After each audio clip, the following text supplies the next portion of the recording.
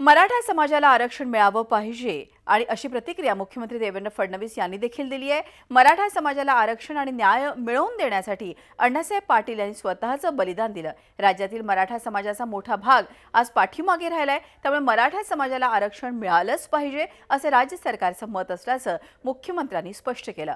ते नवी मुंबईत बोलत होते। राज्यभरात मराठा बांधवांचे मूक मोर्चे निघत असले तरी त्यांची गंभीर दखल राज्य सरकारने घेतल्याचं ते म्हणाले।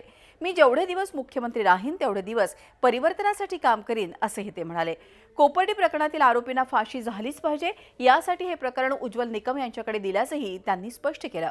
शिवाय मराठा समाजातील विद्यार्थ्यांना कौशल्य विकासाचं शिक्षण दिलं जाईल असेही त्यांनी यावेळी सांगितलं। आज समाजाचा मोठा हिस्सा हा पाठीमागे राहिलाय, तो शेतकरी आहे, तो गरीब आहे, त्याच्याजवळ कुठली आर्थिक व्यवस्था नाहीये आणि म्हणून 83 साली अण्णासाहेबांनी ओळखलं होतं की या समाजाला मुख्यधारेमध्ये आणावं लागेल आणि त्या काळामध्ये आरक्षणाचा प्रश्न त्यांनी मांडला होता। आमच्या सरकारचं स्पष्ट मत आहे, मराठा समाजाला आरक्षण मिळालंच पाहिजे, आम्ही त्या बाजूने आहोत। झी 24 तास रहा एक पाऊल पुढे।